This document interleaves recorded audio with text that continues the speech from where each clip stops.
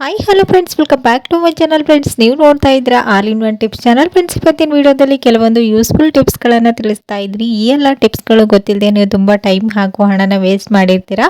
ಹಾಗೇನೆ ವೇಸ್ಟ್ ಅಂತ ಬಿಸಾಕೋ ವಸ್ತುಗಳಿಂದನೂ ಕೂಡ ನೀವು ಹೀಗೆ ರಿಯೂಸ್ ಮಾಡ್ಕೊಳ್ಬೋದು. ಸೊ ಈ ಎಲ್ಲ ಟಿಪ್ಸ್ಗಳು ಯಾವುವು, ಅವು ಹೇಗೆಲ್ಲ ಯೂಸ್ಫುಲ್ ಆಗುತ್ತೆ ಅಂತೇಳಿ ಕಂಪ್ಲೀಟ್ ಆಗಿ ತಿಳಿಸ್ತಾ ಇದ್ದೀನಿ. ವಿಡಿಯೋನ ಎಲ್ಲಿ ಸ್ಕಿಪ್ ಮಾಡ್ತೆ ನೋಡಿ, ಎಲ್ಲ ಟಿಪ್ಸ್ಗಳು ನಿಮಗೆ ಖಂಡಿತ ಯೂಸ್ಫುಲ್ ಆಗುತ್ತೆ. ಓಕೆನಾ? ಸೊ ಫ್ರೆಂಡ್ಸ್, ಬನ್ನಿ ಹಾಗಾದ್ರೆ ಮೊದಲೇ ಟಿಪ್ ಯಾವುದಂತೇಳಿ ನೋಡ್ಕೊಂಡು ಬರೋಣ.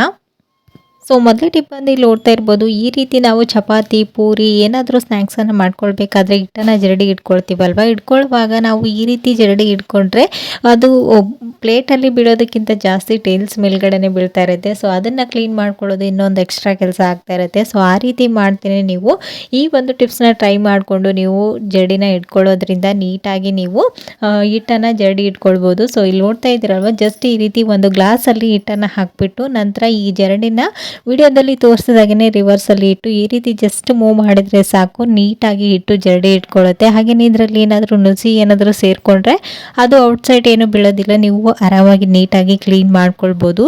ಸೊ ಈ ಒಂದು ಟಿಪ್ಸ್ ಖಂಡಿತ ಯೂಸ್ಫುಲ್ ಆಗುತ್ತೆ. ಒಂದ್ಸಲ ಟ್ರೈ ಮಾಡಿ ನೋಡಿ. ಓಕೆನಾ?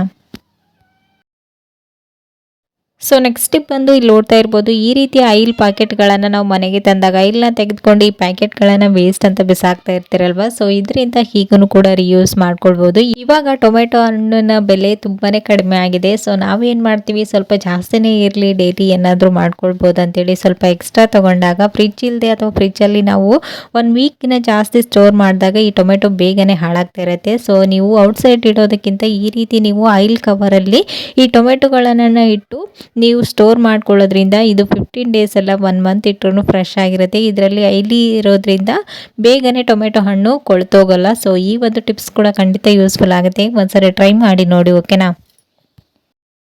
ನೆಕ್ಸ್ಟ್ ಟಿಪ್ ಬಂದು ಇಲ್ಲಿ ನೋಡ್ತಾ ಇರ್ಬೋದು, ಈ ರೀತಿ ಈರುಳ್ಳಿ ಆಗಿರ್ಬೋದು, ಬೆಳ್ಳುಳ್ಳಿ ಸಿಪ್ಪೆಗಳನ್ನು ನಾವು ವೇಸ್ಟ್ ಅಂತ ಬಿಸಾಕ್ತಾ ಇರ್ತೀರಲ್ವ. ಸೊ ಇದನ್ನು ಹೀಗೂ ಕೂಡ ರಿಯೂಸ್ ಮಾಡ್ಕೊಳ್ಬೋದು. ಇವಾಗಂತೂ ಗೊತ್ತಲ್ವ, ಈವ್ನಿಂಗ್ ಆದರೆ ಸಾಕು ಸೊಳ್ಳೆಗಳು ತುಂಬಾ ಬರ್ತಾ ಇರುತ್ತೆ.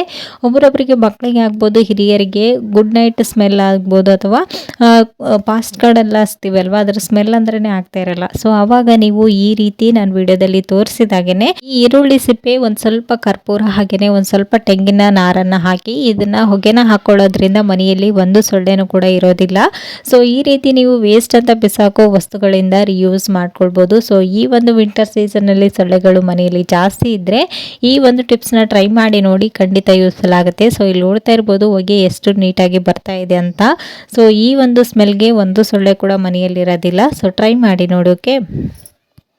ಸೊ ನೆಕ್ಸ್ಟ್ ಟಿಪ್ ಬಂದು ಇಲ್ಲಿ ನೋಡ್ತಾ ಇರ್ಬೋದು, ಈ ರೀತಿ ಮೊಬೈಲ್ಗಳನ್ನು ನಾವು ಕಿಚನ್ನಲ್ಲಿ ಏನಾದರೂ ವೀಡಿಯೋಸ್ ನೋಡಬೇಕಾದ್ರೆ ಅಥವಾ ಏನಾದರೂ ಶೂಟ್ ಮಾಡಬೇಕಾದ್ರೂ ಕೂಡ ಯೂಸ್ ಮಾಡ್ತೀವಿ. ಮಕ್ಕಳ ಕೈಗೂ ಕೊಡ್ತಾ ಇರ್ತೀವಿ. ಅವರು ಅದು ಇದು ಮುಟ್ಟಿ ಮೊಬೈಲ್ ಜೊತೆಗೆ ಗೇಮನ್ನು ಆಡೋದ್ರಿಂದ ಬೇಗನೆ ಸ್ಕ್ರೀನ್ ಎಲ್ಲನೂ ಹಾಳಾಗ್ತಾ ಇರುತ್ತೆ. ಸೊ ಈ ರೀತಿ ಡರ್ಟಿ ಆದಂಥ ಮೊಬೈಲ್ ಸ್ಕ್ರೀನನ್ನು ನಾವು ಜಸ್ಟ್ ಒಂದು ಸ್ವಲ್ಪ ಕೋಲ್ಗೇಟನ್ನು ಅಪ್ಲೈ ಮಾಡಿಬಿಟ್ಟು ನಂತರ ರಬ್ ಮಾಡಿ ನಾವು ಇದನ್ನು ಒರೆಸ್ಕೊಳ್ಳೋದ್ರಿಂದ ಈ ಸ್ಕ್ರೀನ್ ನೀಟಾಗಿ ಕ್ಲೀನ್ ಆಗುತ್ತೆ. ಇದನ್ನು ನಾವು ನೀರೆಲ್ಲ ಹಾಕಿ ಕ್ಲೀನ್ ಮಾಡೋದಕ್ಕಾಗಲ್ಲಲ್ವ. ಸೊ ಈ ರೀತಿ ನೀವು ವೈಟ್ ಕೋಲ್ಗೇಟನ್ನು ಹಚ್ಚಿ ಕ್ಲೀನ್ ಮಾಡ್ಕೊಳ್ಬೋದು. ತುಂಬಾ ಶೈನಿಂಗ್ ಆಗಿ ಕಾಣಿಸ್ತದೆ. ಸೊ ನೋಡ್ತಾ ಇರ್ಬೋದು ಅವಾಗೂ ಇವಾಗೂ ಎಷ್ಟು ಡಿಫ್ರೆಂಟ್ ಕಾಣ್ತಾ ಇದೆ ಅಂತ. ಸೊ ಈ ಒಂದು ಟಿಪ್ಸ್ ಕೂಡ ಖಂಡಿತ ಯೂಸ್ಫುಲ್ ಆಗುತ್ತೆ. ಒಂದ್ಸರಿ ಟ್ರೈ ಮಾಡಿ ನೋಡಿ. ಓಕೆನಾ?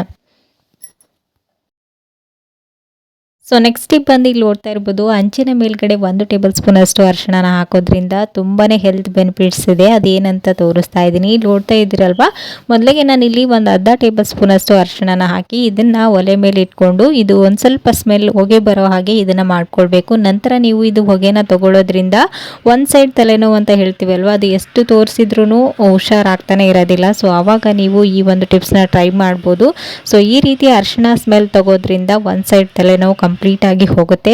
ಸೊ ಈ ಒಂದು ಟಿಪ್ಸ್ನ ಟ್ರೈ ಮಾಡಿ ನೋಡಿ, ಖಂಡಿತ ಯೂಸ್ಫುಲ್ ಆಗುತ್ತೆ. ಓಕೆನಾ? ಸೊ ಫ್ರೆಂಡ್ಸ್, ನೋಡಿದ್ರಲ್ವಾ ಇವತ್ತಿನ ಈ ಎಲ್ಲ ಟಿಪ್ಸ್ಗಳು ನಿಮಗೂ ಕೂಡ ಖಂಡಿತ ಯೂಸ್ಫುಲ್ ಆಯ್ತು ಅಂತ ಅಂದ್ಕೊಂಡಿದ್ದೀನಿ. ಯೂಸ್ಫುಲ್ ಆದರೆ ಪ್ಲೀಸ್ ಒಂದು ಲೈಕ್ ಕೊಡೋದನ್ನು ಮರಿಬೇಡಿ. ಮತ್ತು ನಾಳೆ ಹೊಸ ಟಿಪ್ಸ್ಗಳೊಂದಿಗೆ ಮತ್ತೆ ನಿಮ್ಮನ್ನ ಮೀಟ್ ಮಾಡ್ತೀನಿ ಫ್ರೆಂಡ್ಸ್. ಅಲ್ಲಿವರೆಗೂ ಟೇಕ್ ಕೇರ್. ಬಾಯ್.